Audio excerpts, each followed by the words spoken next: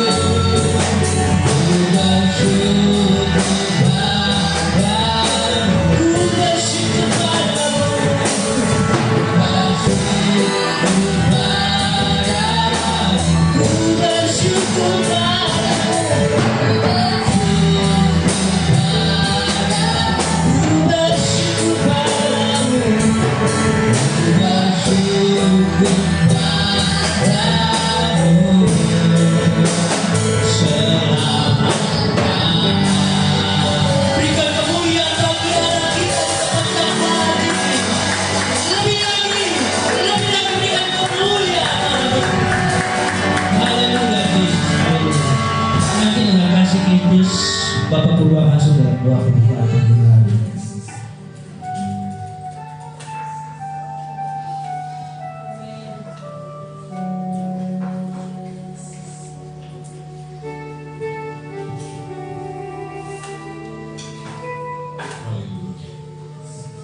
Terima kasih. Terima kasih Bapa buat kebaikan-Mu saat ini. Kami rasakan pemeliharaan-Mu dari seluruh hidup kami. Bahkan boleh kami ada di tempat ini Tuhan. Ini adalah satu kesempatan dan kemurahan-Mu bagi kami. Engkau masih peduli dalam kehidupan kami. Untuk kami senantiasa dibentuk sesuai dengan rencana-Mu. Kami rindu lawatan-Mu Bapa. Kami rindu Tuhan lawatan-Mu di dalam setiap pribadi kami. Untuklah hidup kami untuk satu dengan kehendak-Mu Tuhan. Supaya di hari-hari kami yang sangat singkat ini Tuhan, kami senantiasa bisa mempersiapkan diri Tuhan untuk menyongsong hari kedatangan-Mu sebagai mempelai pria surga. Terima kasih Tuhan, terima kasih Bapa, terima kasih Yesus. Bahkan pada saat ini Bapa, kami undang Kau hadir di tempat ini Tuhan, untuk memimpin ibadah kami, memimpin dari permulaan pertengahan bahkan sampai dengan akhirnya Tuhan. Kuasa Roh Kudus-Mu selalu menyertai dan bekerja di tempat ini. Terima kasih Tuhan, urapi kami sekalian Bapa, mulai daripada jemaat-Mu pemain musik, bahkan hamba-Mu yang akan menyampaikan isi hati-Mu Tuhan. Biarlah pimpinan kuasa Roh Kudus-Mu, sehingga Tuhan kami dapat dikuaskan, dikuatkan, membawa sukacita yang besar kami kembali dari tempat ini. Terima kasih Tuhan, terima kasih Bapa di surga. Kami menyadari Tuhan, di mana kami bersekutu dengan Engkau, di situ si iblis tidak tinggal diam, selalu mencoba mengganggu hati pikiran kami. Kami umat-Mu bersatu hati memanggil kami Tuhan, dan kami tolak dia. Di dalam nama Yesus kami sudah keluar dari tempat ini, bahkan dari ruangan hati kami. Hanya Roh Allah dan dari Yesus menguasai setiap pribadi kami. Maka kami pada saat ini Tuhan boleh bersuka cita dan duduk tenang untuk mendengarkan firman-Mu. Haleluya. Dalam nama Tuhan Yesus Kristus kami sudah berdoa dan ucap syukur. Haleluya. Amin. Puji nama Tuhan. Philadelphia, kasih bersaudara. Haleluya. Berikan kemuliaan bagi Allah kita. Saya percaya bahwa pagi hari ini setiap kita sungguh merasakan bahwa Tuhan itu baik dan setiap hidup kita. Amin. Kalau kita boleh ada sampai di penghujung bulan Januari ini, di minggu kelima yang tidak terasa, sudah mau 1 bulan kita lewati, itu menyatakan bahwa kebaikan Tuhan terus ada dalam setiap pribadi kita. Napas kehidupan yang Tuhan berikan itu sebuah kebaikan yang tidak bisa dibayar dengan apapun. Itu sebabnya pagi hari ini kita mau bawa setiap hati kita untuk lebih lagi memuji, memuliakan Tuhan. Tuhanlah kekuatan dan mazmurku.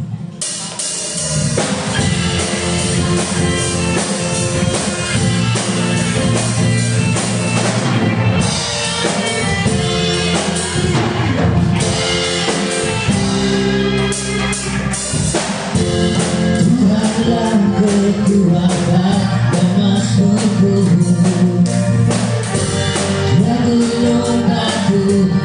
Keselamatanku.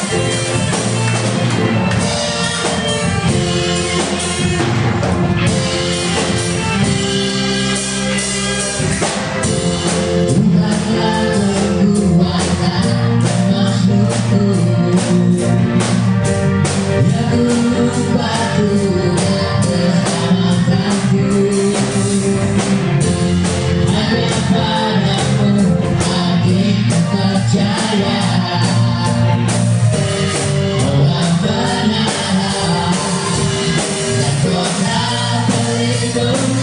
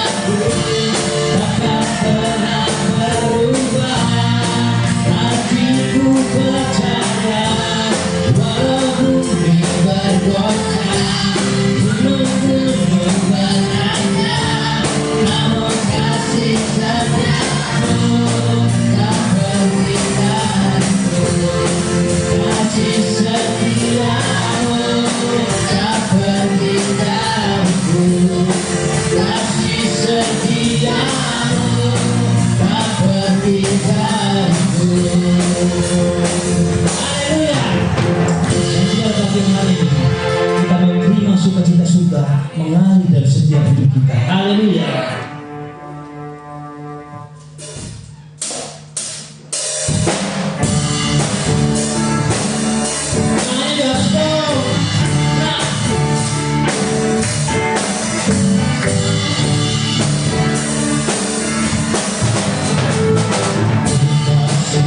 Cinta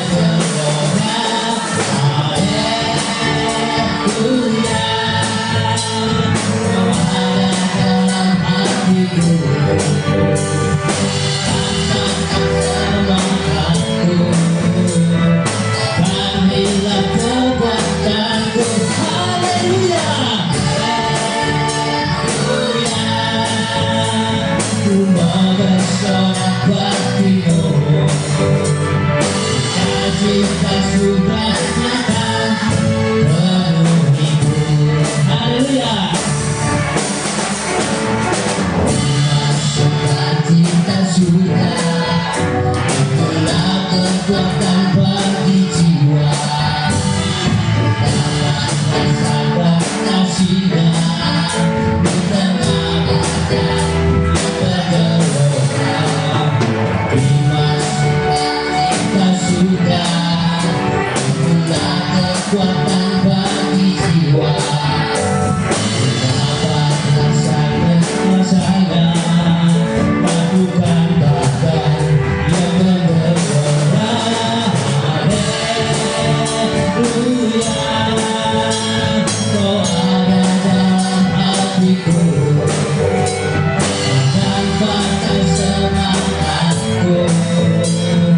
Akan hilang kekuatanku.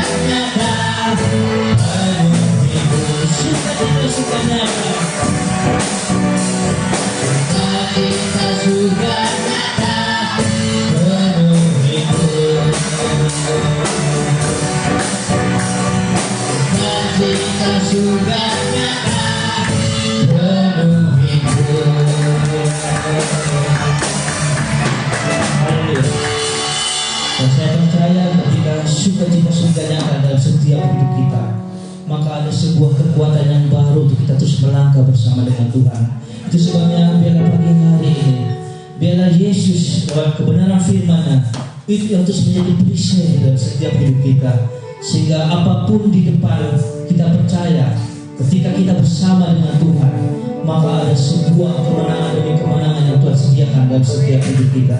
Mari kita mempersiapkan hati kita pagi hari ini untuk kita masuk dalam kebenaran firman Tuhan.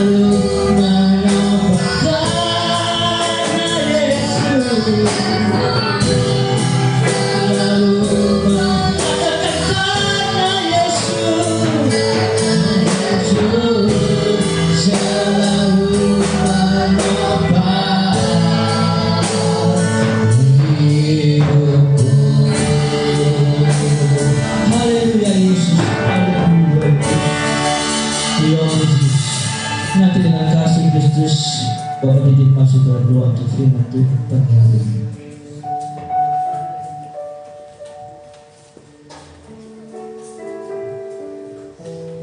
Haleluya, haleluya. Sampai kapanpun Tuhan, kami tetap berteguh di dalam Tuhan. Karena tiap-tiap hari Kau menopang kami Tuhan. Terima kasih Tuhan. Itulah pujian yang kami bawakan dalam hati kami Tuhan. Terima kasih Tuhan. Kami selalu bersyukur untuk semuanya. Apapun yang terjadi, kami selalu bersyukur Tuhan. Terima kasih Bapa yang baik. Terima kasih. Sebentar kami akan mendengarkan firman-Mu, hamba-Mu yang sudah Engkau persiapkan bagi kami, untuk kami mendengar firman Tuhan. Berikan kami kekuatan, kemampuan Tuhan, terlebih hamba-Mu Tuhan. Terima kasih urapi hamba-Mu, yang dimana sebentar kami akan duduk diam mendengarkan firman. Terima kasih, kami serahkan di dalam nama Tuhan Yesus kami sudah berdoa. Haleluya, amin.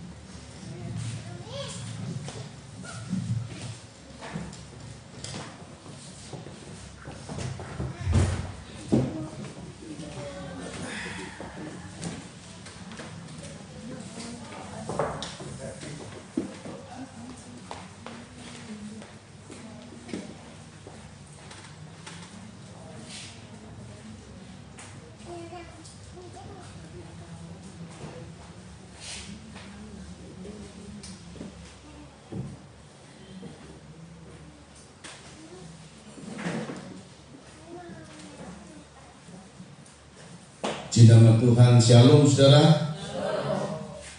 Anak kerajaan bermental singa, berhati domba. Saya ulang, anak kerajaan berhati domba. Ya saudara. Jadi dalam tahun yang baru sudah kita lewati tanggal 29, tidak kerasa sebentar lagi kita akan menyudahi bulan Januari. Lalu kita masuk bulan Februari. Saudara, prediksi di sana sini sungguh tidak menyenangkan prediksinya. Tapi mari kita lihat apa yang sedang Tuhan rencanakan. Jadi Tuhan itu punya rencana besar. Mulai dari 2023 ini saudara, dan seterusnya saya tidak tahu sampai kapan. Ini rencana Tuhan yang besar, dan kita dapat pesan dari Tuhan, roh kemuliaan itu ada pada kita. Nah saudara, bagaimana kemuliaan itu terjadi?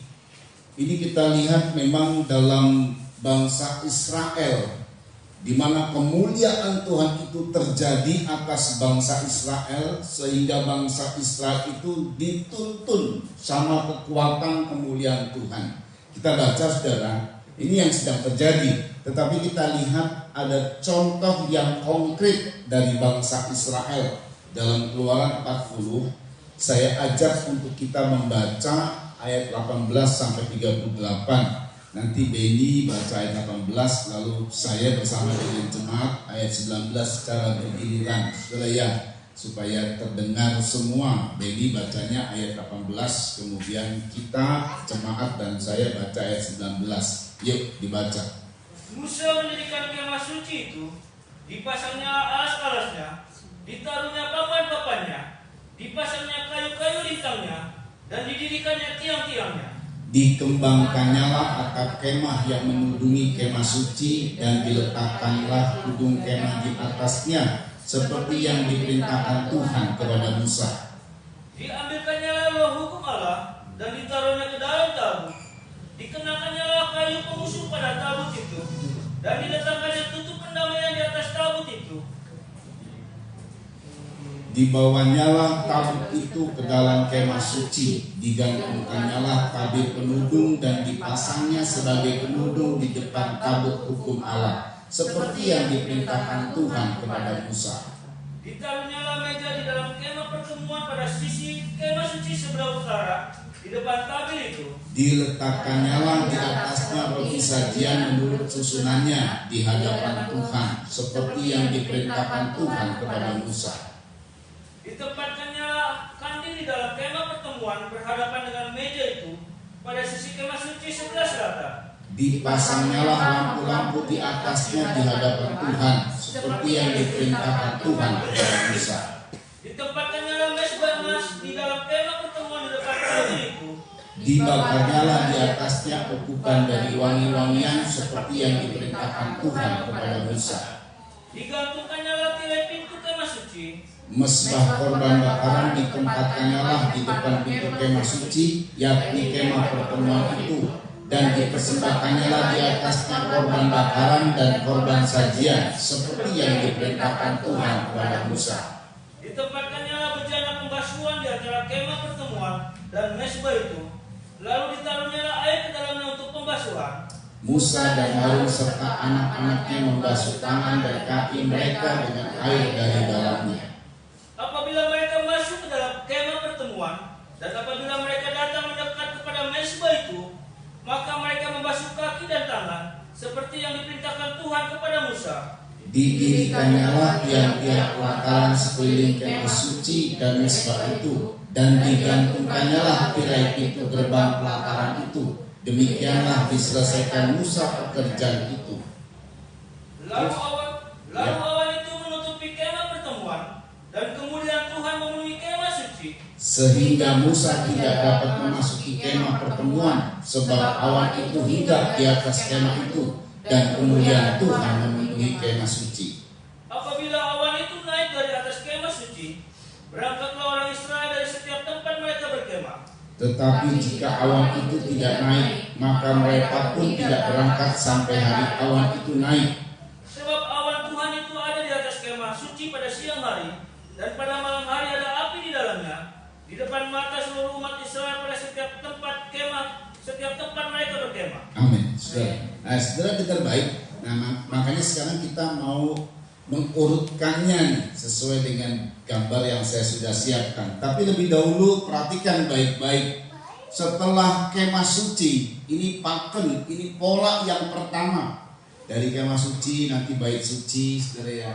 Dari bait suci yang dibangun oleh Salomo, kita juga bait sucinya. Nah, kita harus ikuti patternnya, polanya, saudara.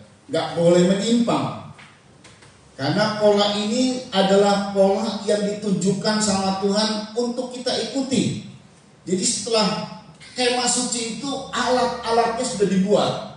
Ada mesbah korban bakaran, ada kolam basuhan. Dibuatnya ya mungkin si A dan kelompoknya membuat mesbah korban bakaran. Ada di sono, kolam basuhannya di situ. Wah, di berbagai tempat lah. Nah, sekarang adalah mendirikannya, saudara. Jadi dikumpulkan semua dari berbagai tempat, semua alat-alat itu, lalu kemudian mulailah mendirikan. Nah ini saudara, dan itu ikut urutan-urutannya, nggak boleh sembarang. Selalu disampaikan begini, sesuai dengan perintah Tuhan. Sebelumnya ada perintah Tuhan, saudara ya, apa, urutannya nggak boleh sembarang. Ini merupakan satu pembangunan, saudara ya. Setelah semua sudah dikumpulkan nih, sudah disiapkan semua.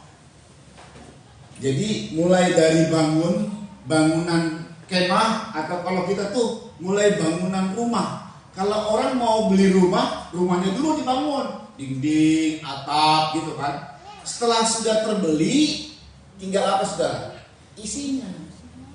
Iya toh, kita masukkan isinya. Ada ranjang, spring bed, ada lemari, ada meja makan, dan macam-macam, saudara ya. Biasanya itu kita waktu bangun rumah, mau beli rumah atau bangun rumah, jangan dulu beli alat-alatnya, mau taruh mana? Mau ditaruh orang. Nah, jadi kalau sudah rumahnya terbangun baru masukkan alat-alat, masukkan isinya. Nah, kayak begitu juga, saudara ya. Dan ini nggak boleh sembarang, nggak boleh Musa bilang masukkan ini dulu deh, kita bangun ini dulu, nggak bisa sembarang. Sesuai dengan pola, sesuai dengan perintah Tuhan, baru Tuhan hadir, baru kemuliaannya hadir. Yuk kita urutkan dulu ya. Nah, pada hari didirikannya, coba lihat gambarnya, kemah suci, ya gambarnya dulu kita lihat. Ini kemah suci nih, saudara ya. Ininya bisa kemarikan nggak? Tolong ininya dikemarikan yang apa? Yang ini aja. Ya, dikemarikan dikit. Bisa didekati supaya lihat ini ya. Oke, ya, didirikannya kemah suci.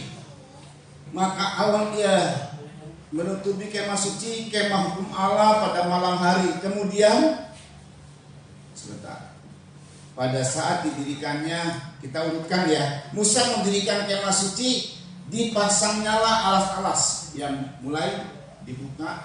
Ini dipasang dulu alas-alasnya, ditaruhnya papan-papannya, itu ada papan-papan berjejer saudara. Lalu kemudian dipasang kayu lintangnya, itu ketutup sama tudung ya, ada tudung. Dikembangkanlah atap kemah, itu atap kemah dengan tudung-tudung yang ada menudungi kemah suci. Diletakkanlah tudung kemah, di atasnya ada beberapa tudung saudara di situ. Lalu diambillah loh hukum Allah. Diambil ini tabut perjanjian. Untuk pertama kali 3 alat di dalamnya belum ada saudara. Baru cuma satu alat yaitu 2 loh batu ya. Ditaruh di situ di dalam tutup perjanjian, dikenakannya lah kayu pengusung, ada kayunya untuk diangkat pada tabut itu, diletakkan untuk pendamaian di atas tabut itu. Dibawanya tabut itu ke dalam kemah suci, dibawa, digantungkanlah tabir penudung. Terus tabir penudung setelah ada lanjut. Ini tabir penudung ada tirainya, karena tabut perjanjian nggak boleh dilihat dari luar. Jadi ditutup sama tabut penudung. Cuma ini gambaran dari tirai yang terobek. Itu nggak terlihat sebenarnya tabut perjanjian. Ya, lalu kemudian di situ dipasanglah tabut penudung sebagai penudung di depan tabut hukum Allah seperti yang diperintahkan Tuhan kepada Musa. Ditaruhnya lah meja di dalam kemah pertemuan. Ya, ini kemudian ditaruh meja. Yuk. Nah, meja sajian, meja roti sajian, saudara, di berjejer nanti dengan pelita. Setelah ditaruh meja, maka disusun rotinya, saudara. Disuruhlah ditaruhnya lah meja dalam kemah pertemuan pada sisi kemah suci sebelah utara di depan tabit itu. Diletakkannya lah di atasnya roti sajian menurut susunannya, ada 6 susunan tuh di hadapan Tuhan seperti yang diperintahkan Tuhan kepada Musa. Lalu kemudian lanjutnya diletakkan, dipasangnya lah, ditempatkannya lah kandil. Ini kandil sebelahnya jejeran. Lalu kemudian di dalam kemah pertemuan berhadapan dengan meja itu pada sisi kemah suci sebelah selatan 25 dipasangnya lampu-lampu. Tuh ada lampu-lampu di atasnya di hadapan Tuhan seperti yang diperintahkan Tuhan kepada Musa. Ditempatkannya lah mesbah emas, mesbah dupa emas di dalam kemah pertemuan di depan tabir. Lalu kemudian digantungkannya lah setelah itu semua, dibakar dulu ukupan di situ, wangi-wangian yang diperintahkan Tuhan, jadi harum di situ ya. Digantungkannya lah tirai pintu kemah suci. Ini tirainya, ini pintu depan. Jadi nanti kalau misalnya ini gambarnya ini kemah suci, sudah ya, ada pintu tirai. Yang tadi tabir itu yang di sini. Ini tabut perjanjian di sini. Kira-kira begitu, saudara ya. Lalu di habis tabir ini ada mesbah dupa emas. Nah, di samping kanan ada pelita emas, kiri ada meja roti sajian. Lalu kemudian pintu kemah, yaitu ditaruh pintu kemah, saudara, digantungkanlah tirai pintu kemah. Mesbah korban bakaran ditempatkannya lah di depan pintu kemah. Lalu di sana, di luar di halaman tuh ada mesbah korban bakaran dan dibuatlah korban sajian yang diperintahkan Tuhan. Ditempatkanlah terus bejana pembasuhan, ya, bejana pembasuhan. Lalu kemudian di antara kemah pertemuan dan mesbah itu, lalu ditaruhlah air ke dalamnya untuk pembasuhan. Lalu Musa dan Harun serta anak-anaknya membasuh. Dibasuh mereka.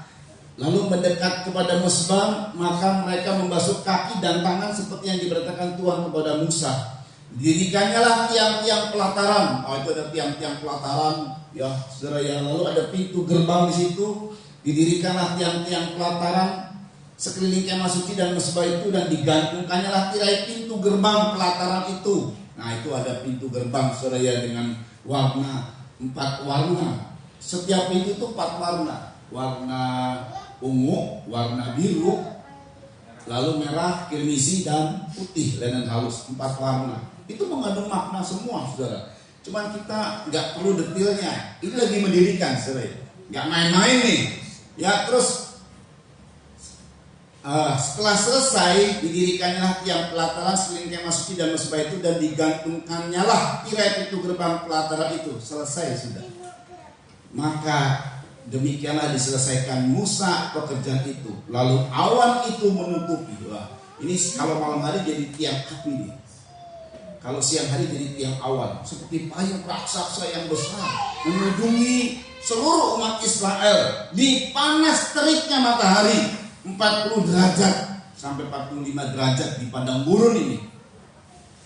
Jadi mereka nggak kepanasan. Pada saat mereka dapat di padang gurun itu, pada saat malam dinginnya luar biasa. Mereka nggak kedinginan karena ada tiang api yang menghangatkan. Wow, rencana Tuhan yang dahsyat dan luar biasa. Tapi itu semua terjadi setelah didirikanlah kemah suci.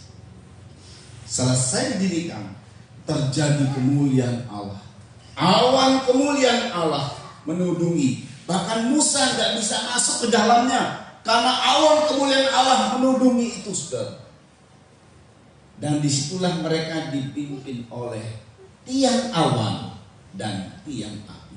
Tiang awan pada siang hari dan tiang api pada malam hari.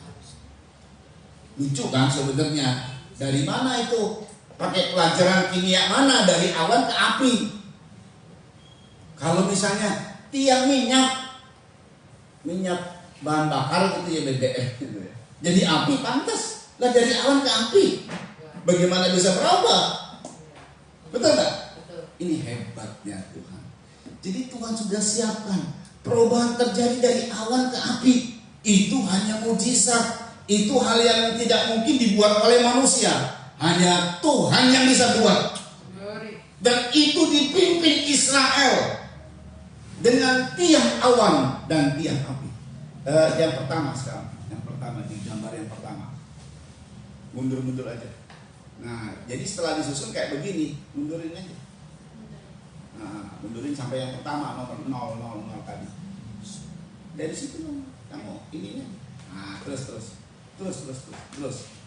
Nah, setelah selesainya ini nih, selesainya. Terus lagi. Selesainya ini. Ya, sudah selesai. Jadi tadi yang disebutkan tadi, diurut-urutkannya tadi saudara sudah selesai, baru terjadi tiang awan dan tiang api. Ini perlindungan Tuhan. Tetapi dengar baik, tiang awan dan tiang api itu tempatnya di mana? Perhatikan ya, tadi ada beberapa alat nih. Tiang awan dan tiang api itu adanya di mana? Apa di mesbah dupa emas? Tidak. Apa di kandil? Ada kandil itu pelita emas? Tidak. Apa di meja roti sajian? Sama sekali tidak. Apalagi di mesbah korban bakaran atau di kolam basuhan? Tidak. Di mana tuh saudara? Tiang awan dan tiang api. Tepat di tabut perjanjian. Itu ya, terlihat ya, tiang awan ini. Kemuliaan Allah ini, dia berubah jadi api kalau malam hari, berubah jadi awan kalau pagi mulai siang. Begitu terang matahari terik 45 derajat sampai 40 derajat, berubah jadi tiang awan. Waktu dia berubah jadi tiang api, nggak terbakar itu tudung-tudung. Nah, ini ajaibnya. Ini benar-benar api, saudara. Bukan api main-main, benar-benar api. Yang kemudian menerangi, jadi nggak perlu lampu.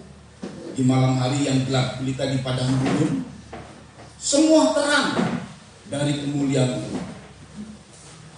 Inilah yang menuntun siang dan malam hari perjalanan Israel dari Mesir ke tanah perjanjian. Wow, dahsyat sekali. Sungguh hal yang sangat luar biasa, saudara ya. Ya, perhatikan baik-baik. Dan ini tahunan, tidak sehari dua hari nuntunnya. sampai 40 tahun lebih. Ya, biarpun Israel berontak sama Tuhan dan kemudian Tuhan murka pada Israel sehingga mereka berkeliling 40 tahun, tapi tiang awan dan tiang api ini tidak pernah beranjak. Memang sebelumnya, jadi ini jadi sahnya nih. Adanya di mana tiang awan dan tiang api di tabut perjanjian. Sekarang kita lihat ini sebelumnya memang sudah ada tiang awan dan tiang api. Cuman tempatnya belum ditentukan. Keluaran 13 ayat 21 sampai 22. Tolong disiapkan ayatnya, saya baca. Perhatikan Keluaran 13 ayat 21 sampai 22. Jadi tadi kan di Keluaran 40 di mana tiang awan dan tiang api tepatnya di mana? Tempat-tepatnya. Dia munculnya di mana? Di tabut perjanjian. Jadi disitulah dia muncul. Seolah-olah gini, kalau tabutnya hilang ya nggak muncul dia. Biki Wak, tolong dikembalikan ke posisi. Kita baca ya Keluaran 13 ayat 21 sampai 22. Ini pada saat Israel keluar dari Mesir, memang dipimpin oleh tiang awan dan tiang api dari Mesir ke Sinai. Di Sinailah kemudian kemah pertemuan itu dibuat dan kemudian ada di situ, itu jadi sah, dan selanjutnya sampai 40 tahun lamanya terus dipimpin oleh tiang awan dan tiang api. Tapi sebelumnya memang sudah ada tiang awan dan tiang api, tapi fenomenal istilahnya. Ini urgent. Ini darurat. Nah, makanya Tuhan tiang awan dan tiang api muncul, dan ini hanya menunjukkan tiang awan dan tiang api itu mewakili Tuhan memimpin Israel. Keluaran 13 ayat 21 sampai 22. Yuk dibaca, perhatikan.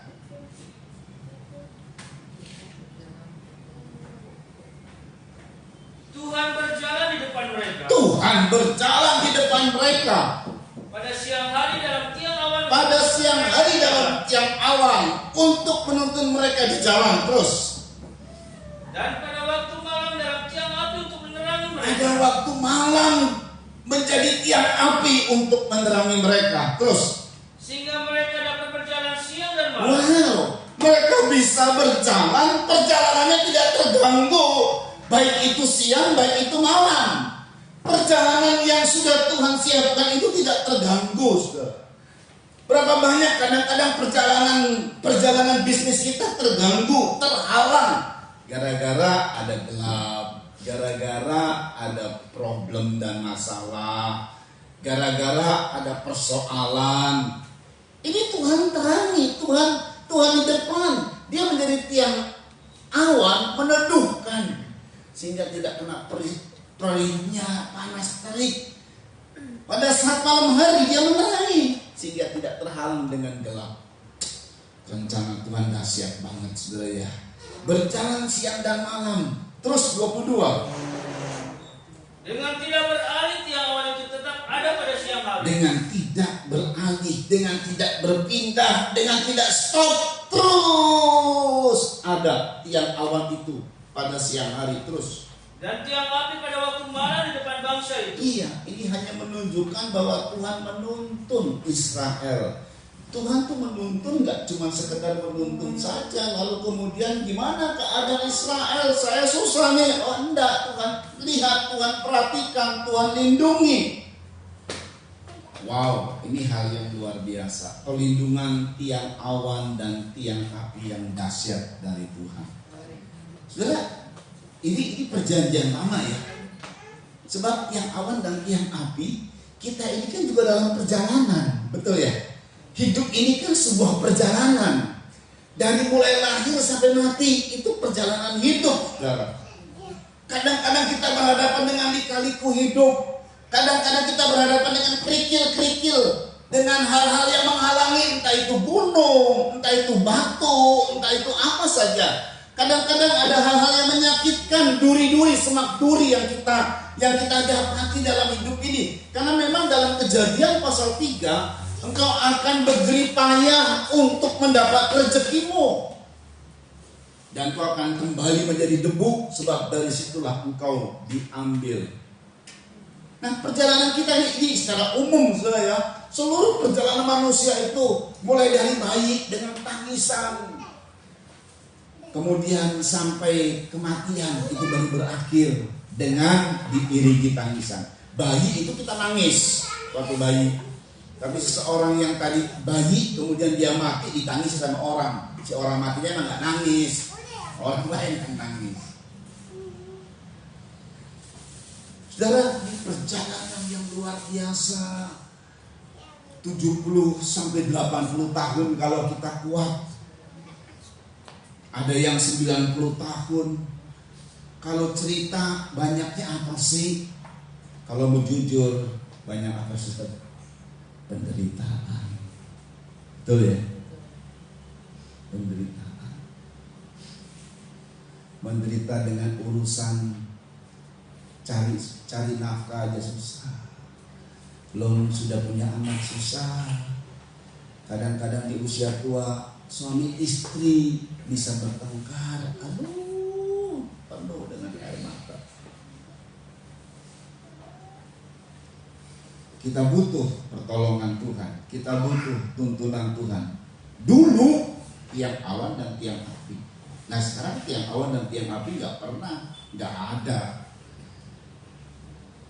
Nah ini sekarang apa? Ini dalam Wahyu dulu kita lihat ya.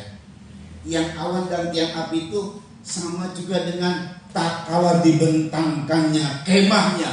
Nah, ini tabernakel atau kemah. Karena ini tiang awan dan tiang api ini hasil dari mendirikan kemah. Hasil selesai mendirikan kemah, kemuliaan Tuhan hadir. Jadi kemuliaan Tuhan itu berupa tiang awan dan tiang api. Itu yang menuntun. Nah untuk sekarang, ini dampaknya kita akan lihat bagaimana kalau Tuhan bentangkan kemah, ada perlindungan yang luar biasa. Seperti zaman di Israel, tiang awan itu untuk melindungi kita dari panas terik, dan tiang api untuk menghangatkan kita dari kegelapan dan dingin. Wahyu 7 ayat 15 sampai 17. Oh, saudara ya, kalau kita ngerasa tiang awan dan tiang api di sekarang ini yang kita rasa. Tiang awan dan tiang apinya Tuhan, kemahnya Tuhan. Yuk. Karena itu mereka berdiri di hadapan tata Allah, Ya. dan melayani Dia siang malam di bait sucinya. Melayani Tuhan siang dan malam. Memang yang ngerasa ini adalah orang-orang yang melayani Tuhan. Makanya terlibatlah dalam pelayanan. Saudara melayani Tuhan dengan sungguh-sungguh itu, nanti saudara itu ngumpulin harta di sorga. Apapun bentuk pelayanannya, apa yang paling sederhana? Berdoa buat gereja di rumahmu. Kau ambil waktu, jam segini saya mesti berdoa. Saudara ingat dengan jemaat, doakan, sebutkan nama-namanya. Itu pelayanan yang efektif, pelayanan yang sederhana, tapi upahnya besar. Karena kita ada di balik layar. Saudara, kalau orang-orang yang seperti saya di depan layar, itu kadang-kadang upahnya sedikit. Kenapa? Sebab sudah terkontaminasi, terkotori oleh kebanggaan. Orang-orang yang di balik, orang-orang yang di depan layar ini kan cukup bangga. Dia mesti pakai pakaian yang dia mesti beli, apalagi kemarin kita ngatakan beli ini beli itu. Wih bagus ya. Lalu kita kemudian terima pujian itu. Nah itu udah terkotori, sudah terpotong, upahnya terpotong. Makanya ada satu kisah begini, sebentar saya sebutkan dulu. Ada satu pendeta besar yang luar biasa di luar negeri, saudara ya. Ini pendeta dia mimpi, ini berulang-ulang sekali saya sudah ungkapkan. Dia bermimpi ada dua mahkota yang dibawa oleh malaikat, saudara. Yang satu mahkotanya besar, yang satu kecil. Waduh, dia pikir dalam mimpinya itu mahkota besar buat saya. Karena saya punya jemaat ratusan ribu. Dia khotbah tiap-tiap minggu, dia setia melayani Tuhan. Itu malaikat yang bawa mahkota besar itu, saudara ya, wah datang. Wah, dia udah ini malaikat pasti menuju kepada saya. Begitu dekat dengan dia, ini malaikat melewatinya. Padahal dia sudah menundukkan kepala, gitu ya, untuk ditaruh mahkota. Loh, kok mahkotanya nggak ditaruh-taruh? Loh, melewati. Jadi dia dilewat, bukan dilawat, dilewat. Loh, nggak tahunya itu mahkota dikasih kepada seorang janda yang ada di gerejanya. Dia tahu itu janda. Gak banyak peranan apapun nggak ada. Sedangkan yang kecil dikasih ke dia, proteslah dia. Kak, gimana nih? Kok begini? Gak adil ini. Kata malaikat, ya kamu tahu, kamu bisa berkhotbah dipakai sama Tuhan gara-gara janda itu yang berdoa di rumahnya. Gak kelihatan sama dia di balik layar, tapi dia sungguh-sungguh berdoa dengan cucuran air mata. Buat kamu, buat jemaat. Wah, ini menjadi pukulan buat si hamba Tuhan. Ya serius lah. Kadang-kadang kalau di depan layar ini ada terkontaminasi tadi yang saya bilang, kepotong gajinya gara-gara dipuji, mulai sombong, wah terima pujian gitu ya. Nah, sudah deh. Kalau kita di balik layar, saudara nggak ada yang tahu. Saya mungkin nggak tahu saudara berdoa, doakan gereja, doakan pendetanya, doakan jemaat. Cuma Tuhan yang tahu dan Tuhan berikan upah. Karena gini saudara, di dalam sistemnya kerajaan surga kita baca deh, supaya kita tahu ini memang sudah kita ulang-ulang sih. Ya ini ayat sudah kita ulang-ulang, tapi gak apa-apa kan kalau dibaca ulang-ulang lagi supaya kita diberkati saudara ya. Di Injil Matius, gak taunya cara Tuhan itu ajaib loh. Hebat banget kalau cara Tuhan. Beda sama caranya manusia. Cara manusia, pandangan manusia, lihatnya manusia, itu tuh, itu suaranya bagus banget. Itu jadi WL, singer, musiknya bagus di depan, menyenangkan orang dan lain sebagainya. Coba kita lihat ya, bagaimana cara yang Tuhan katakan, saudara ya, soal berdoa saja. Matius 6 ayat 5 dibaca. Ayat 5 dibaca. Dan apabila kamu berdoa, janganlah berdoa seperti orang munafik. Jangan berdoa seperti orang munafik. Terus, mereka suka mengucapkan doanya dengan berdiri dalam rumah-rumah ibadat. iya. Dan pada tikungan-tikungan jalan Ada raya. yang berdiri dalam rumah ibadat tadi yang saya bilang pelan-pelan. Tapi bukan berarti saudara nggak boleh doa di sini, boleh saudara ya. Tapi kalau lagi dipuji, selalu berkata begini, pujian buat Tuhan, gitu loh, supaya jangan kita curi kemuliaan Tuhan. Pujian itu hanya untuk Tuhan. Gak usah kita ngomongin sama orang itu. Jadi kadang-kadang saya juga kan habis khotbah, saudara ya. Kalau di sini mah udah terbiasa. Kalau di jemaat lain kan habis khotbah, wah terasa hadirat Tuhan gitu ya. Mereka semua salaman setelah selesai khotbah. Bro, terima kasih bro, firmannya pas. Semua yang disampaikan oleh bro itu buat saya. Wah dia sambil menangis, sambil wah banyaklah. Puji Tuhan, hebat, firmannya bagus. Kemarin saya di mana tuh? Di Bandung, saya tidak sebut lah. Wah, salaman sambil haleluya. Luar biasa. Saya baru ngerti gitu kan ya.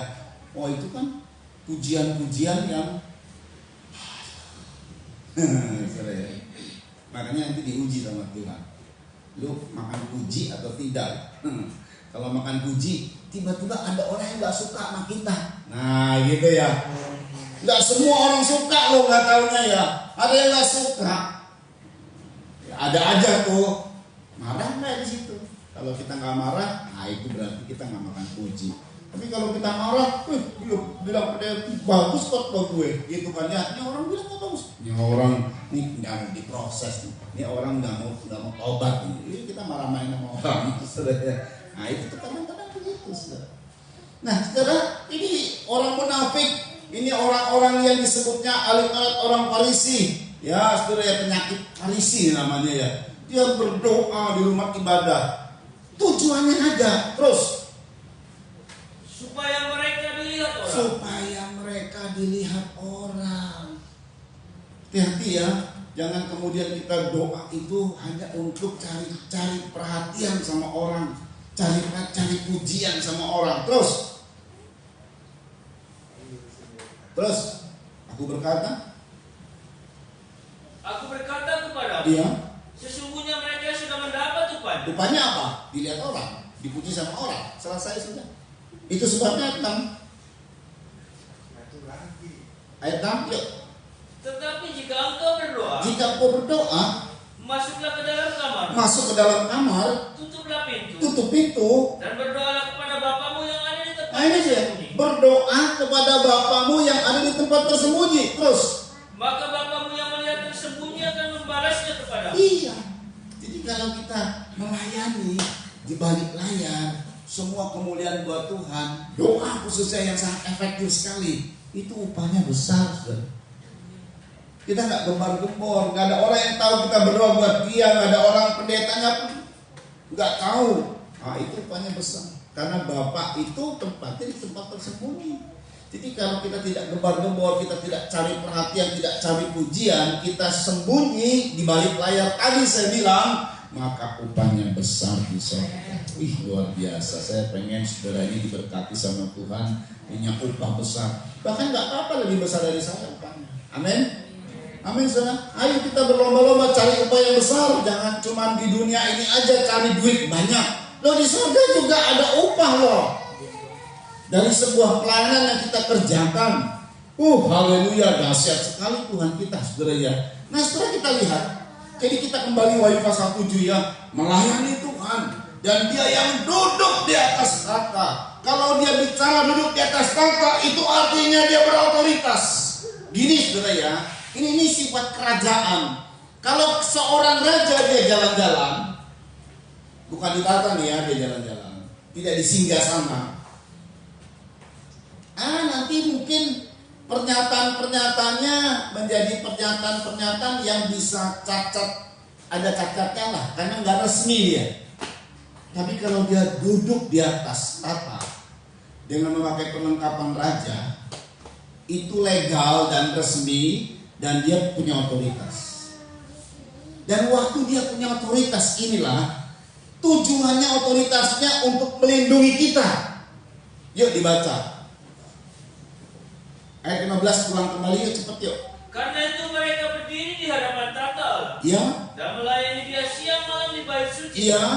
Dan dia yang duduk di atas tahta itu akan membentangkan kemahnya di Akan atas mereka. membentangkan kemahnya pelindungan. Dia yang berotoritas atas langit, atas bumi dan atas bawah bumi. Dia pegang otoritas. Dia bentangkan kemahnya melindungi kita. Teruskan. Mereka tidak akan menderita lapar. Itu dia, saudara. Nanti dampak dari tuntunan tiang awan dan tiang api perjanjian lama. Tapi kalau perjanjian baru sekarang ini, saat dia bentangkan kemahnya, nggak kelihatan oleh kasat mata, saudara. Tapi yang akan berdampak sama kita ini, dia akan melindungi kita dan kita tidak menderita lapar dan dahaga lagi. Tuhan penuhi kebutuhan jasmani kita. Teruskan. Dan matahari atau panas terik tidak akan menimpa mereka lagi. Matahari atau panas terik yang menyakiti tidak akan menimpa kita.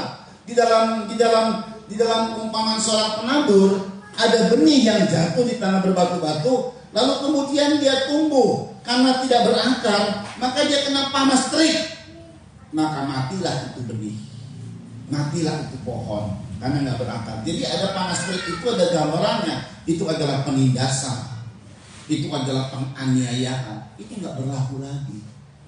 Terus kan? Sebab anak domba yang di tengah-tengah tahta itu Iya. akan mengembalakan mereka. Iya. Dan akan menuntun mereka ke mata air kehidupan. Dituntunnya ke mata air kehidupan.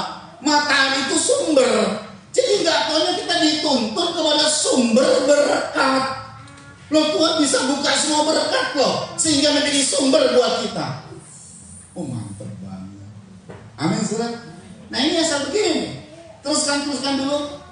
Dan Allah akan menghapus segala air mata dari mata mereka. Allah akan menghapus segala air mata.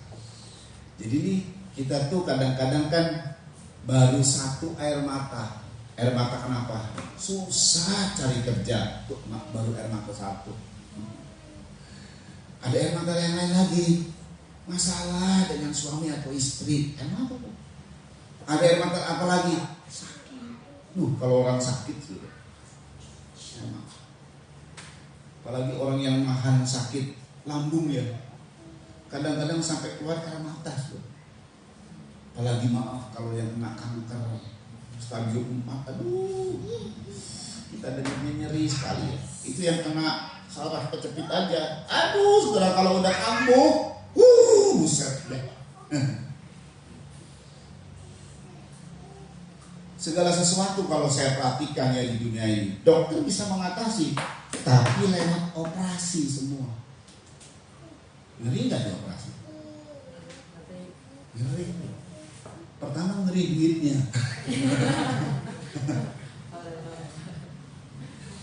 Kedua ngeri lah. Ya pisau. Kalau boleh Tuhan melakukan kesembuhan secara ilahi. Sudah ya. Nah ini loh, sakit disembuhkan berarti karena Tuhan menghapuskan air mata sakit gara-gara sakit. Bisnis diberkati, dibawanya ke air kehidupan sumber.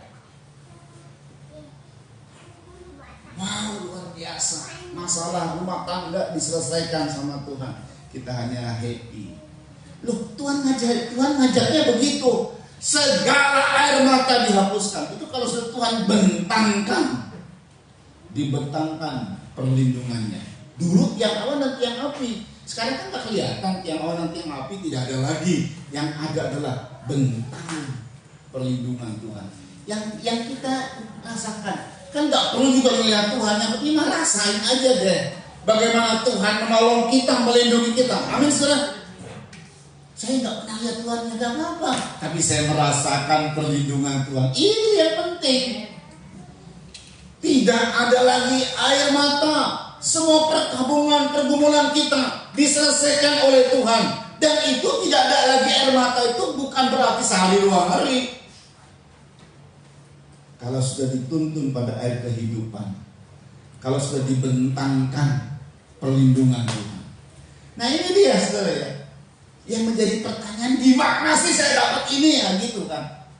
Gimana saya dapat perlindungan Tuhan? Dulu tiang awan dan tiang api. Sekarang perlindungan Tuhan dari kekuatan kuasa anak domba. Nah itu disebutnya tadi, anak domba itu menggembalakan dan menuntun pada air kehidupan. Kenapa di hari terakhir, kenapa di nyanyian terakhir saya selalu menyanyikan haleluya bagi anak domba? Ada maknanya. Kita terus menukan anak domba. Anak domba kelihatannya lemah, tapi dia tampil sebagai raja di atas segala raja itu. Kalau anak domba itu raja di atas segala raja. Dan keberadaan raja di atas segala raja ini tadi, kalau dia berotoritas, dia bentangkan perlindungan. Wow, dahsyat sekali saudara. Ya. Nah, saudara bagaimana? Nah, kita lihat kan tadi tiang awan dan tiang api memang darurat pernah muncul saat Israel keluar dari Mesir. Tuhan hadir sebagai tiang awan dan tiang api. Dikasih tahu dampaknya. Kalau malam dia jadi tiang api untuk menghangatkan dan menerangi. Kalau siang dia jadi tiang awan untuk melindungi kita. Sehingga tidak ada penghalang. Mereka terus berjalan. Mereka terus berjalan tidak dihalangi siang dan malam. Wow, luar biasa. Tuhan singkirkan semua penghalang-penghalang. Semuanya disingkirkan sama Tuhan dan mereka ikut Tuhan. Tetapi belum tahu tempatnya, itu baru fenomenal namanya. Dari situ menuju ke Gunung Sinai, saudara. Di Gunung Sinai lah disiapkanlah alat-alatnya. Nah, begitu didirikan sama Musa selesai, maka tempat tiang awan dan tiang api. Tadi di mana adanya? Tabut perjanjian. Disitulah tidak beralih tiang awan dan tiang api. perlindungan Tuhan sepanjang perjalanan Israel. Setelah selesai mendirikan kemah suci. Dulu kemah suci, dalam raja-raja berubah menjadi bait suci. Sama sebenarnya kemah suci, bait suci itu sama, di mana Tuhan tinggal di situ yang penting. Bait suci, rumah atau gereja, katakan kalau kita ini gereja, percuma kalau biarpun gerejanya mewah, dindingnya aja itu dibuat lapisan emas, mungkin ada gereja kayak begitu ya. Wow, itu gereja wow banget ya. Tapi Tuhan gak hadir, percuma. Biarpun gereja kecil, mungkin terbuat dari bubuk, tapi terasa sama jemaat hadirnya Tuhan. Tiap-tiap ibadah selalu Tuhan hadir dan dirasakan oleh jemaat. Itu yang luar biasa.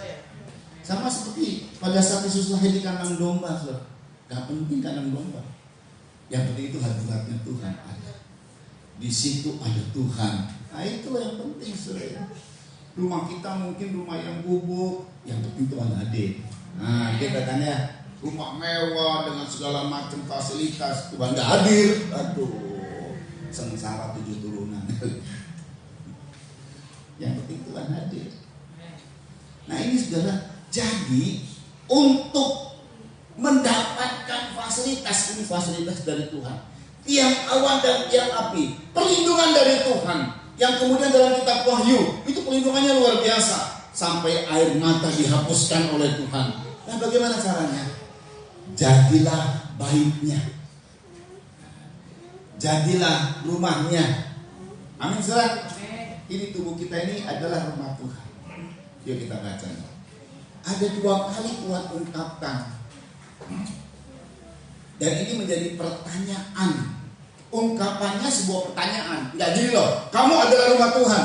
Sebelumnya ditanya dulu. 1 Korintus 3 ayat 16 sampai 17. Yuk dibaca. Ini ayat kita tahu. 1 Korintus 3 ayat 16 sampai 17. Yuk.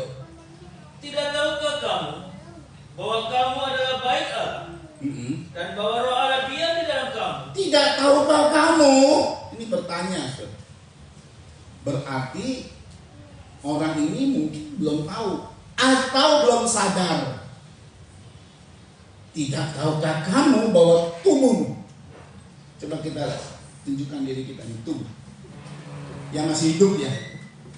Seluruh agama kafir, termasuk kita dari keturunan, itu mementingkan orang yang sudah mati, leluhur. Makanya leluhur dibuat meja abu dan sebagainya. Orang yang udah mati itu gak perlu disembayangi karena gak guna. Orang Sumatera udah mati dibuatlah kuburannya miliaran, gak perlu, gak guna, gak ada upahnya, malah ngundang roh jahat.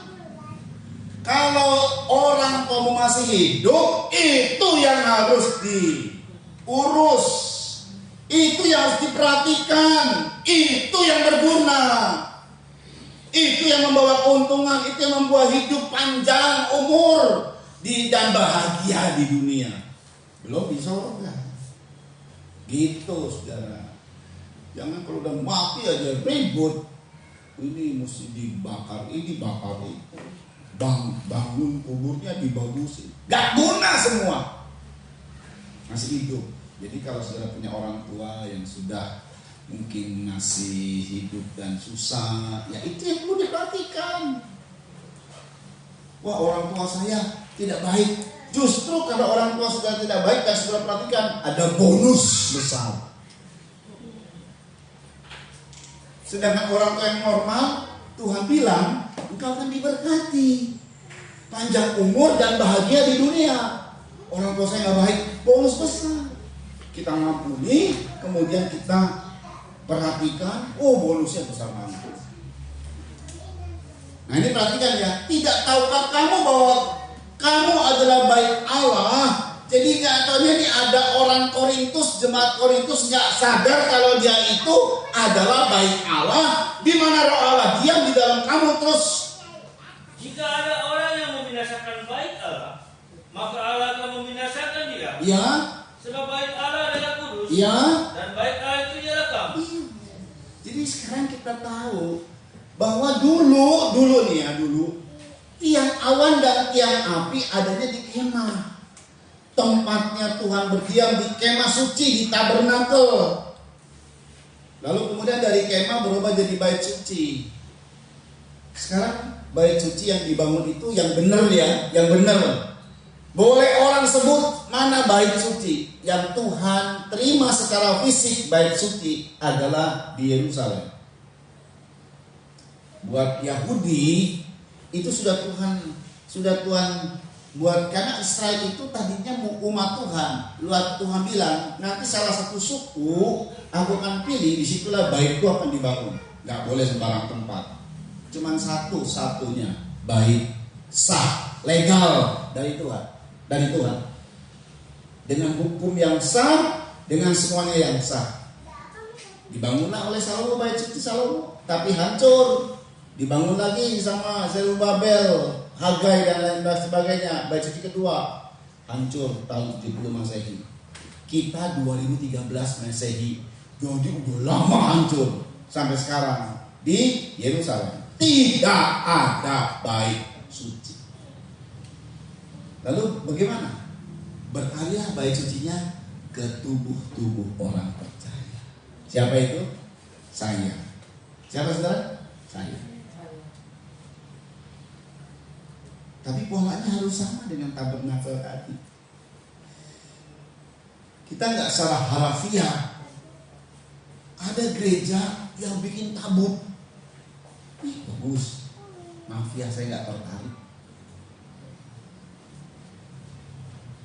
Makanya sini nggak ada tabut. Mau beli berapa? Nggak perlu. Ada gereja yang yuk kita beli menorah. Menorah itu pelita emas. Sekalipun lambang kami Golden Land Ministry pelita emas, nggak pernah tertarik untuk membeli itu, lalu kemudian sebuah kebanggaan, enggak. Karena sudah dikatakan sama Tuhan lewat Paulus, hei kita orang Indonesia, enggak, jangan sok-sok Yahudian, darahnya aja bukan Yahudi, mau dari mana? Hidungnya aja pesek begini, makanya sipit begini. Dari mana? Jangan sok-sok Yahudi-Yahudian. Itu hanya orang Yahudi. Kalau Yahudi, dia kembali kepada Taurat karena dia harus Taurat murni. Kalau kita kembali kepada Taurat, kata Paulus, engkau di luar kasih karunia Tuhan. Jadi Paulusnya orang Yahudi asli. Pada saat dia menginjili bangsa kafir yang kemudian termasuk kita, dia sampaikan surat-suratnya menentang paksaan dari pihak Yahudi supaya orang-orang kafir yang percaya Yesus harus disunat, harus melakukan ini itu, harus ikuti adat Yahudi. Tidak, kata Paulus. Itu tuh Paulus 14 surat.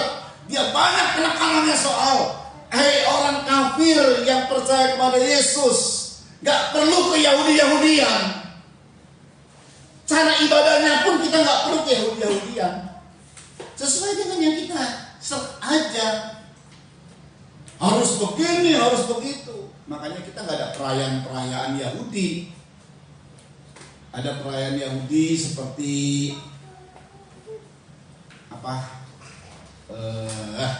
pondok daun-daunan. Itu perayaan besar yang disampaikan Yahudi di bulan September. Enggak, no.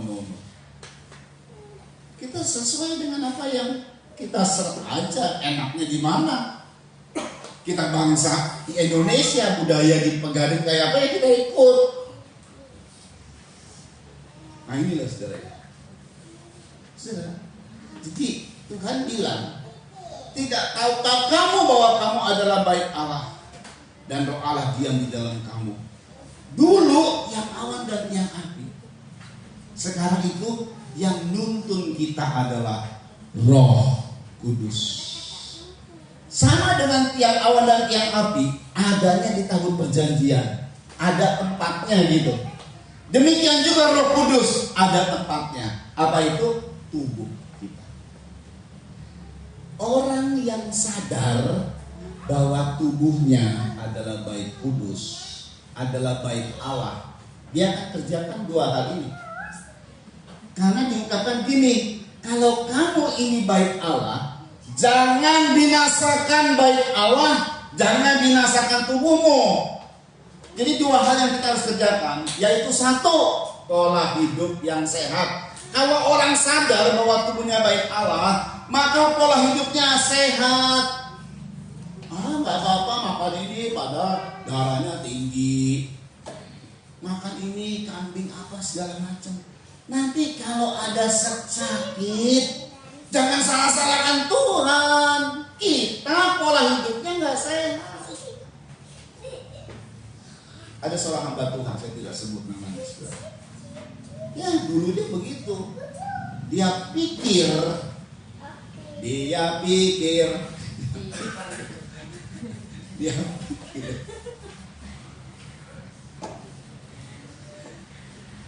semua makanan dikuduskan dengan doa. Iya, kalau kita doa sungguh-sungguh. Sekarang kalau kita makan nggak pernah doa sungguh-sungguh, paling kan doa cuma rutinitas. Bapak yang baik, saya mau makan, kuduskan ketika makan ini. Betul kan? Jujur aja nggak? Kadang-kadang lupa. Makan aja, iya belum doa. Pada saat dia sembarang makan, maka dia kena serangan jantung. Untung Tuhan tolong. Sejak itu dia pakai pola hidup sehat. Itu orang yang sadar bahwa tubuhnya adalah bait Allah, hidupnya memakai pola sehat, pola hidup yang sehat. Jaga makanan, jaga juga segala macam, jangan sembarang. Betul nggak? Betul nggak? Tidak tahukah kamu bahwa kamu adalah bait Allah? Oh iya, saya sadar sekarang. Saya tahu sekarang.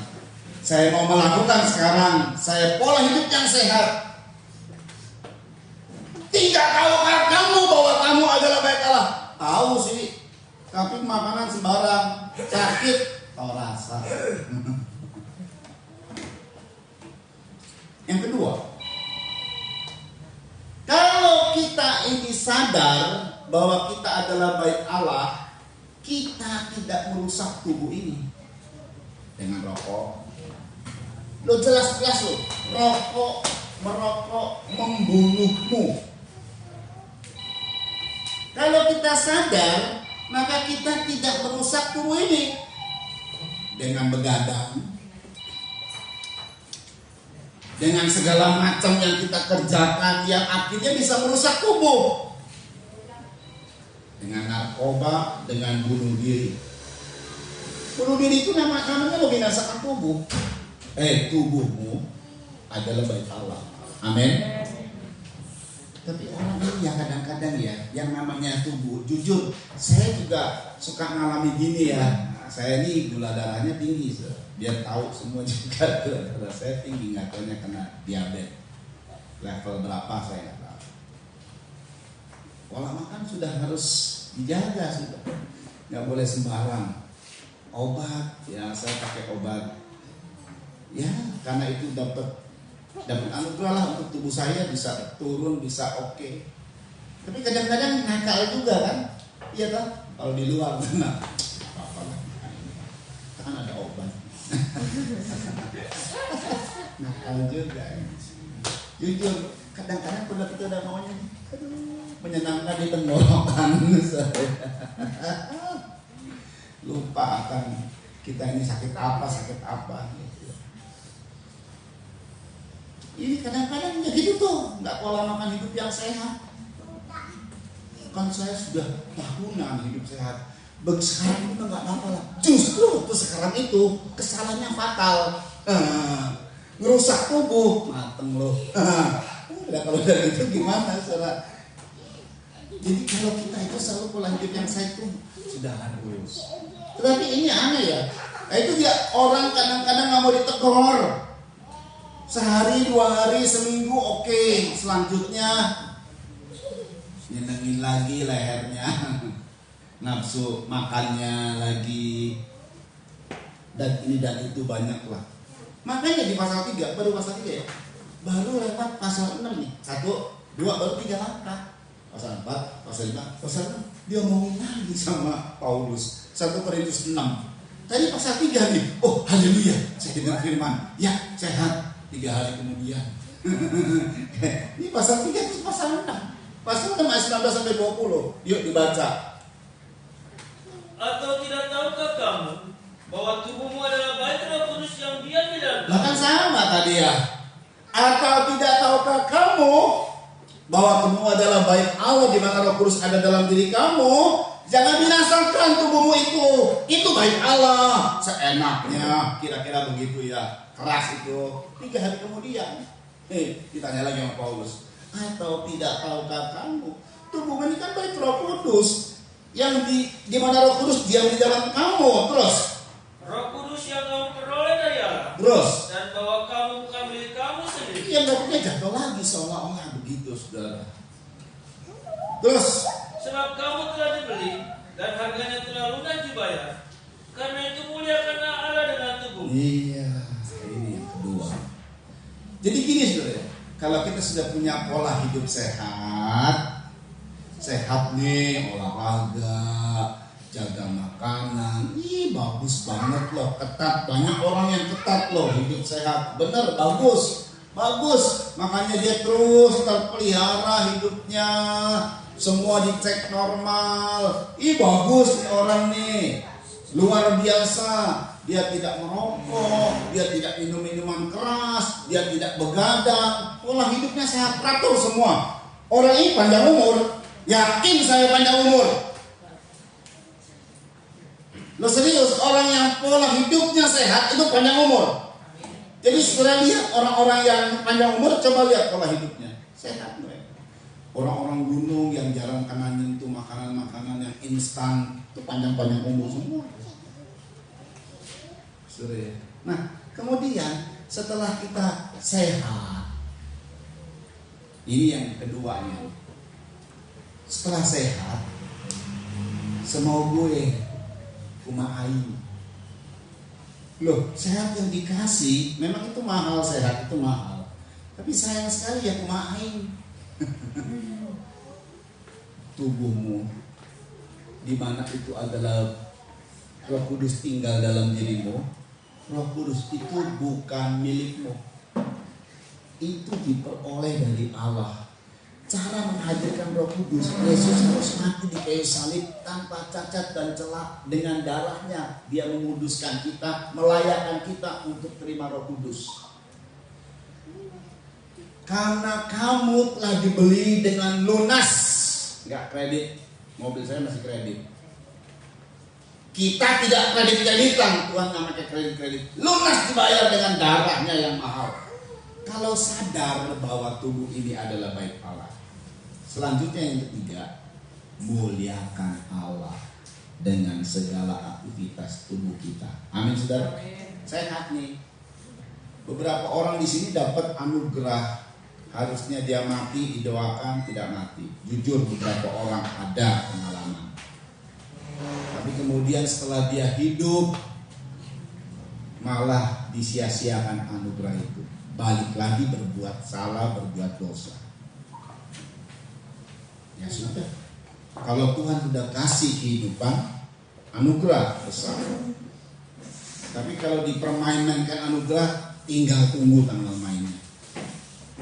Saudara, jadi begini, kita sehat, kita boleh beraktivitas, kita boleh dapat anugerah dari Tuhan.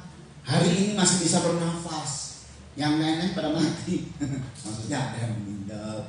Saya kadang-kadang melihat ya, saya baru saja ketemu dia loh, mendadak meninggal.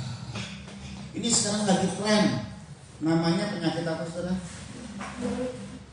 Asam lambung, yang kemudian berubah jadi apa? Apa sih sebutannya, drop atau apa sih sebutannya? Asamnya naik ke jantung, nyerang jantung, nggak peduli siapa itu, mau orang udah tua, mau orang masih muda. Game over, bisa game over. Mau pendeta yang banyak berdoa mungkin, mau apa saja bodoh teuing tah si Greg ini teh. Kalau sudah asam lambung udah kemudian nggak tertolong, down, game over. Jantung masih ya, tapi yang ini nih, saya baru saja tadi siang, beberapa jam kemudian meninggal dunia. Saudara dengar baik ya. Maut sekarang ada di mana-mana, belum lagi dengan kecelakaan, belum lagi dengan segala macam. Kemarin saya bersama dengan beberapa jemaat pulang dari Pluit. Biasa saya juga, kadang biasa. Tapi memang saya nggak ngerti itu. Satu lewat, busnya ke kanan, saya udah di kanan, titik kasih lampu dim, mepet dia, tapi lewat, santai. Masih jauh. Ini udah mau sampai di kilometer antara 80. Oh, Kalijati. Ini mobil, kirinya masih kosong, ya ke kanan.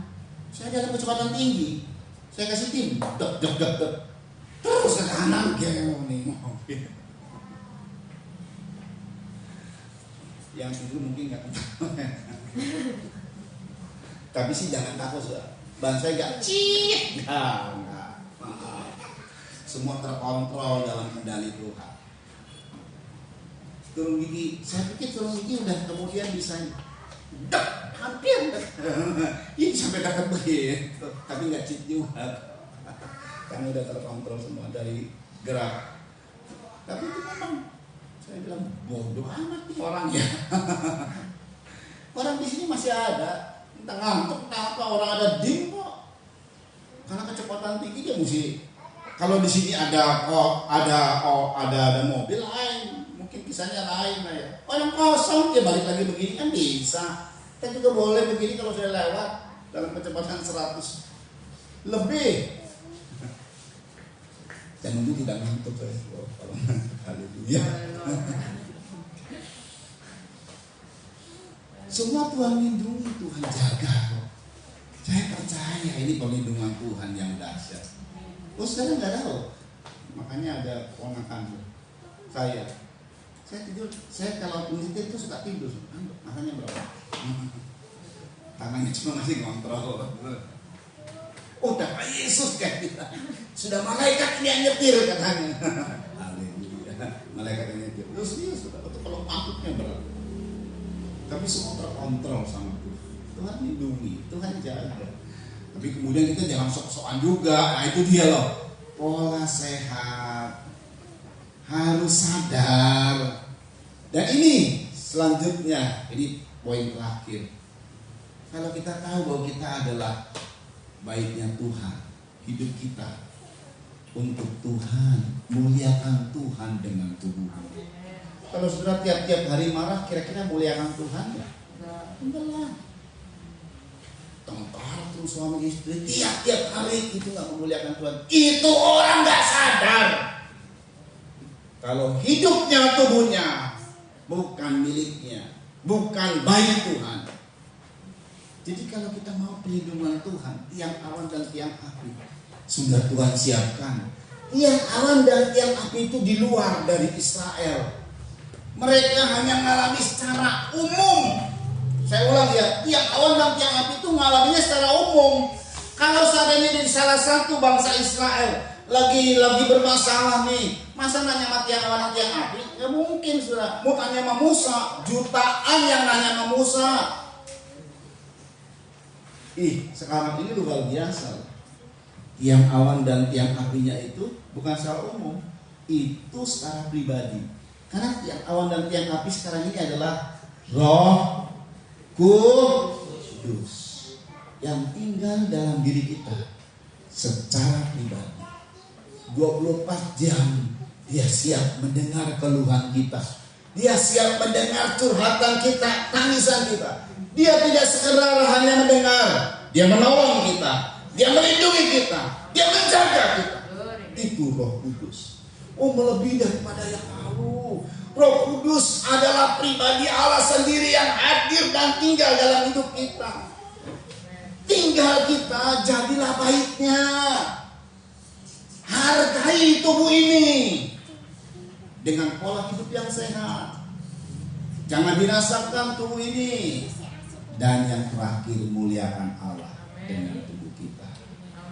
Suka memuji Tuhan, saudara. Suka nyanyi, biarpun suara parau. Tuhan suka mendengar kita daripada malaikat yang merdu, karena Tuhan menyayangi kita. Muliakan Tuhan. Dengan apa yang kita bisa, pikiran kita hanya positif thinking selalu. Telinga kita hanya mendengar apa yang Tuhan suarakan lewat khotbah, lewat firman Tuhan. Mulut kita memuliakan Tuhan. Seluruh aspek kehidupan kita memuliakan Tuhan. Haleluya. Oh, saya berdoa supaya kemuliaan-Nya hadir pada gereja ini dan lebih-lebih pada setiap tubuh kita. Karena yang Tuhan arah, yang Tuhan targetkan, yang Tuhan lihat, yang Tuhan perhatikan, yang Tuhan pedulikan, ini bukan gedung gereja, tapi pribadi, lepas pribadi. Ini adalah rumah-rumah Tuhan. Yuk kita datang dalam doa. Mari teman musik. Ada satu lagu lama, ini lagu lama. Lagunya juga seru ya. Lagu lama. Tapi saya suka sekali ini lagu. Dari dulu saya menyanyikan, saya cari-cari, akhirnya dapat. Di lagu lama. Zaman-zaman kita zaman bahula.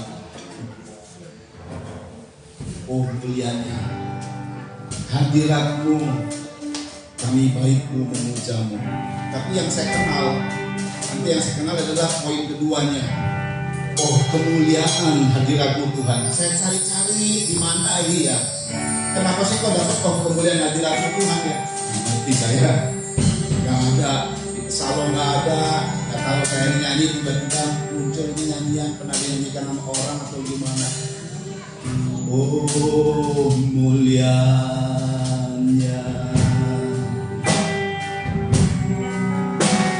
hadirat-Mu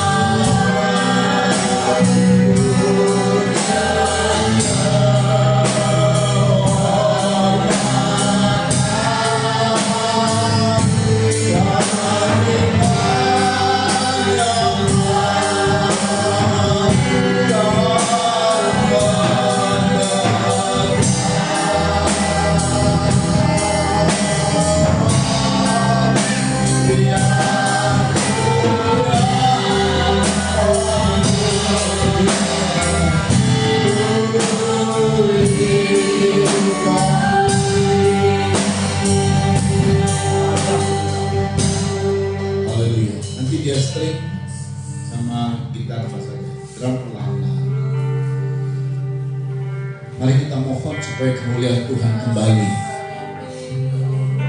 Semua kita mohon supaya kemuliaan Tuhan kembali, sebab pernah kemuliaan itu ada di sini. Bagaimana dahsyatnya Tuhan bekerja. Mari kita mohon supaya kemuliaan Tuhan kembali, baik ke gereja ini, khususnya pada setiap kami, pada setiap pribadi, baik di Golden Ministry dengan semua ranting-ranting yang ada. Biar kemuliaan ini kembali. Haleluya.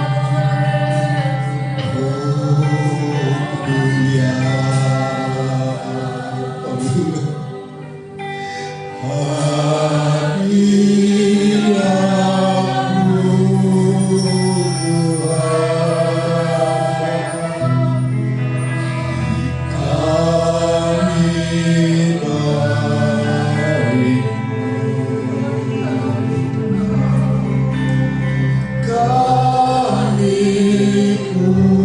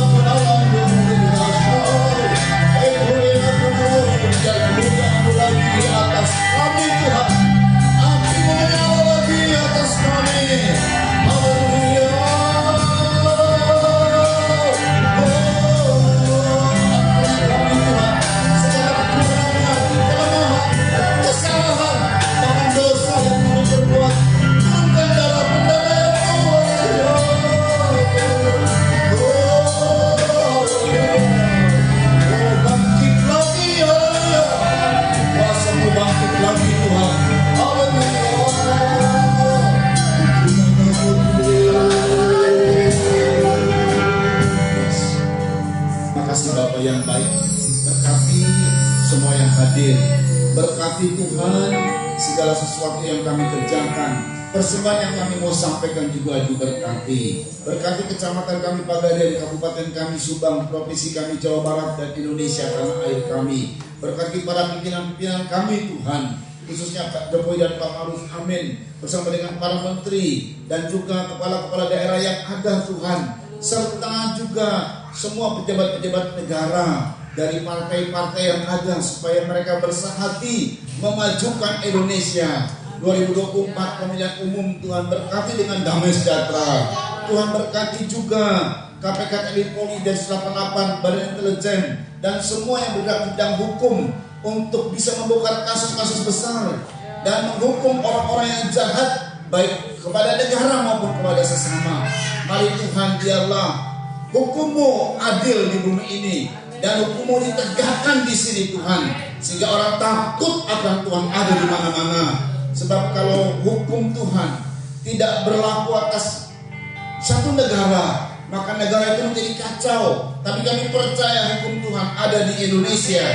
Sebabnya Tuhan berikan kepada mereka, haleluya, yang berkepentingan untuk menindak dan membongkar kasus-kasus ini. Haleluya, baik itu koruptor, pembawa narkoba, sindikat mafia lainnya Tuhan Yesus. Tapi kalau luput dari hukum dunia oleh karena suap dan sogok, kami mohon hukum surga bertindak agar nama Tuhan ditakuti di bumi Indonesia ini. Berkati organisasi yang telah menjaga tempat ibadah, berkati proyeknya dengan pastori, berkati semua jemaat Tuhan. Haleluya, semua pelayan Tuhan yang melayani diberkati, nama Tuhan dipermuliakan. Dan kalau selesai kami kembali ke rumah kami masing-masing, sampaikan dengan selamat, dengan tidak kekurangan sesuatu apapun, kembalikan pada hari-hari ibadah yang sudah ditetapkan. Kami angkat dua tangan kami dan terima berkat dari Tuhan. Saudara-saudara yang dikasih oleh Tuhan, engkau adalah anak-anak Allah yang berhak menerima semua janji Tuhan. Terimalah berkat dari Bapa yang selalu mencintaimu. Terimalah berkat dari Yesus yang selalu siap mendanai kamu asal kau mengaku dan membereskan dosamu. Dan terimalah kekuatan pimpinan kuasa Roh Kudus sebagai tiang awan dan tiang api di masa lalu, tetapi sekarang adalah menjadi pribadi Allah sendiri yang menuntunmu, memimpinmu, membelamu, melindungimu dari sekarang ini sampai Tuhan datang kali yang kedua, bahkan sampai selama-lamanya. Dalam nama Tuhan Yesus Kristus, mempelai Dia sorga dan imam besar yang kami puja-puji selalu, kami alaskan doa ini dan menutup ibadah pada pagi hari ini dalam nama Yesus Kristus yang diberkati. Sama-sama katakan amin. Tuhan memberkati. Sambil persembahan Tuhan dijalankan, silakan.